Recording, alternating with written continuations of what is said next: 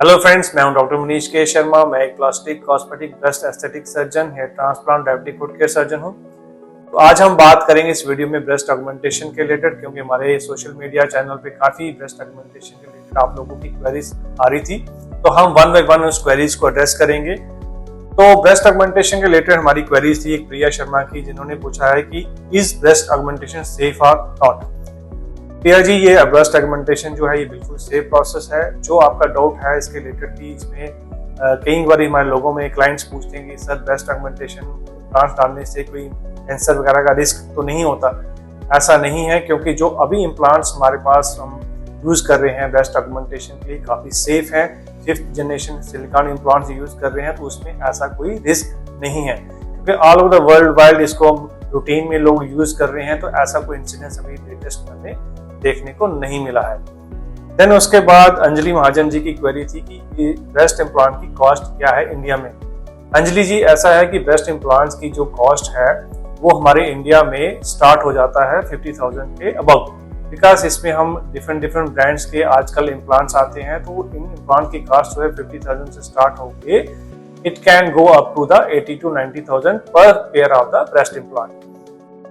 Then अगला जो सवाल था वो फरा जी का था कि ये इम्प्लांटेशन के बाद डज इट लुक्स नेचुरल और फेक।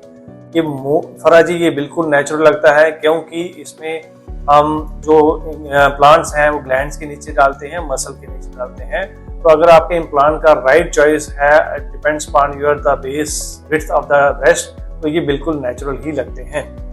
देन अगला सवाल था रुप्रीत कौर जी का, ये ब्रेस्ट इम्प्लांट की लाइफ स्पैन क्या रहती है।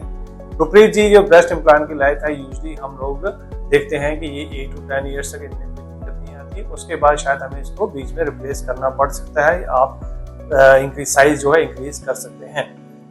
देन उसके बाद एक सवाल था कि शिखा चौधरी जी का कि क्या हम ब्रेस्ट ऑगमेंटेशन के बाद ब्रेस्ट फीडिंग कर सकते हैं कि नहीं कर सकते। जी हाँ, बिल्कुल कर सकते हैं, क्योंकि ये इम्प्लांट्स जो हम डालते हैं वो ग्लैंड्स के नीचे डालते हैं या मसल के नीचे डालते हैं, तो इसमें हमें ब्रेस्ट फीडिंग का कोई रिस्क नहीं रहता। आप आराम से ब्रेस्ट फीडिंग कर सकते हैं। देन अगला सवाल था रमा जी का कि ये is it very painful. No, ये पेनफुल नहीं रहता। ये जो इनिशियल पीरियड रहता है सर्जरी के बाद, वो थोड़ा सा 1 to 2 वीक्स का थोड़ा सा डिस्कम्फर्ट रहता है, या फिर जो छोटा सा इंसिजन हमारी तरफ से लगता है अंडर द ब्रेस्ट, उसमें थोड़ी देर के लिए पेन रहती है। उसके बाद यूजली रिकवरी के बाद इसमें पेनफुल नहीं रहता।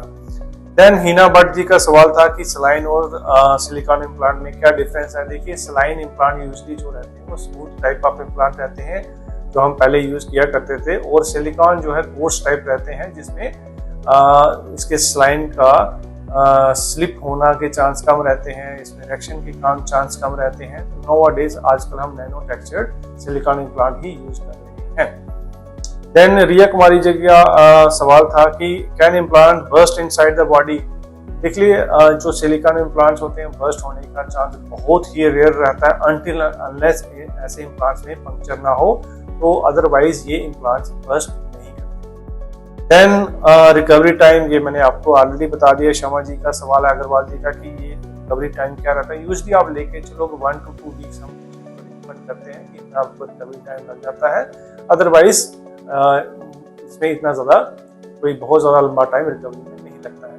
देन इसके अलावा जो हमारे क्लाइंट्स हैं वो उनके सवाल रहते हैं कि सर इसके और क्या कॉम्प्लिकेशंस हो सकती हैं, बाकी क्या। देखिए, कुछ केसेस में हम लोग देखते हैं कि कभी कभार कुछ थोड़ा बहुत इन्फेक्शन के चांसेस हो सकते हैं, कैप्सूल कंट्रैक्चर के चांसेस हो सकते हैं। वो थोड़ा बहुत मिनिमम सी कॉम्प्लिकेशन हर एक सर्जरी में रहती है, जो इसमें भी रहती हैं। अदरवाइज उसके अलावा breast augmentation quite safe procedure है। आप इसके कभी भी कोई भी ब्रेस्ट ऑगमेंटेशन के रिलेटेड क्वेरी हो, आप हमारे दिए गए नंबर पे कांटेक्ट कर सकते हैं, या और अगर आप ब्रेस्ट ऑगमेंटेशन का प्लान कर रहे हैं तो हमारे दिए गए नंबर पे कांटेक्ट करके अपॉइंटमेंट बुक करके आप सर्जरी प्लान